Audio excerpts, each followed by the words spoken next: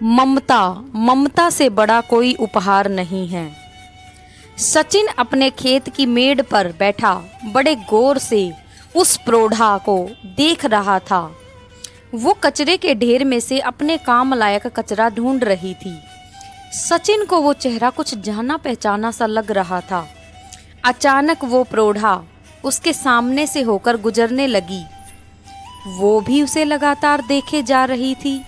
फिर वो रुककर सचिन से बोली, बउआ, हाँ हमरा चिल्ली। मतलब क्या, पहचान गया था। बचपन की यादें ताज़ा होने लगी थी।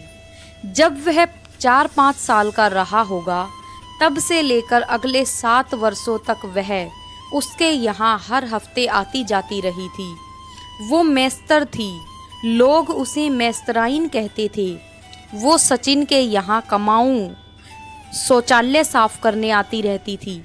जब भी आती अपने 2 बच्चों के साथ, एक 7 या 8 साल का, दूसरा 2 या 3 साल का, एकदम नंग धड़ंग, धूल धूसरित और चेहरे पर स्थायी रूप से मक्खियाँ भिनभिनाती हुई।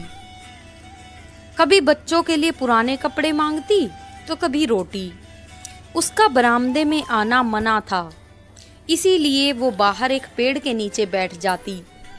वो कई घरों के शौचालय को साफ करती हुई उसके यहाँ पहुँचती थी।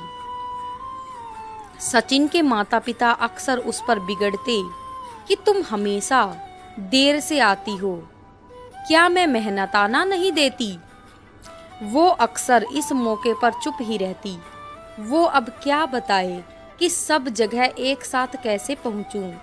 वो जब भी आती, सचिन को हिदायत मिलती कि उससे दूर ही रहना। ये बात सुनकर सचिन की बाल सुलभ उत्सुकता और भी बढ़ जाती। वो छुप छुपाकर उसके पास पहुंच ही जाता। वो कहती, बउआ, दूरे रहूं, पर वो एकदम निकट उससे सट कर बैठ जाता। वो घबराकर उठ जाती तथा इधर उधर देखने लगती।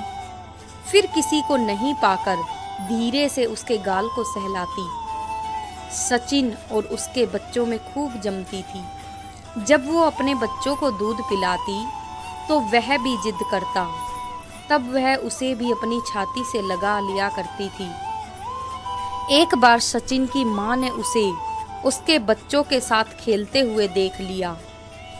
बस फिर क्या था, सचिन को चटकन के साथ साथ गंगाजल मिश्रित जल से रगड़ रगड़ कर नहलाया गया तथा मेस्तराइन को खूब डांट भी पड़ी। पर वह कहाँ मानने वाला था।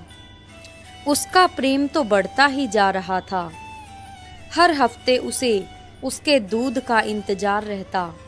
वो भी नचड़े बचाकर उसे दूध पिला देती थी। ये सिलसिला कई महीनों तक चलता रहा। उसके बाद सचिन ने दूध पीना तो छोड़ दिया था, पर उसके आसपास मंडराना नहीं। 7 सालों तक ये सिलसिला चलता रहा। फिर अचानक से उसने आना छोड़ दिया था। सचिन हर हफ्ते बेसब्री से उसका इंतजार करता रहता। बेचैनी बढ़ती तो माँ से पूछता, पर माँ कहती, मुझे क्या मालूम वो कहाँ चली गई। धीरे धीरे सचिन उसे भूल पढ़ाई लिखाई में व्यस्त हो गया। आज 20 वर्षों बाद उसे सामने देख वह बेहद भावुक हो गया। उसके मुंह से अचानक निकल गया, माँ।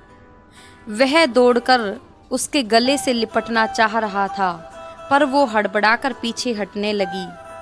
सचिन रोते हुए कह रहा था, ये सौभाग्य मुझसे मत छीनो माँ। अब कोई कुछ नहीं बोलेगा। वो भी रोने लगी तथा उसके गले लग गई। दोनों फूट फूट कर रो रहे थे।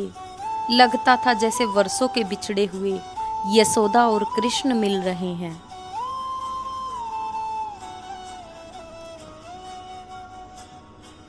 स्वरचित कहानी है दीप नारायण सिंह के द्वारा। अगर आपको मेरी कहानियाँ अच्छी लगती हैं तो प्लीज़ मेरे चैनल को लाइक, शेयर और सब्सक्राइब जरूर करें और कमेंट में ज़रूर बताएं। धन्यवाद।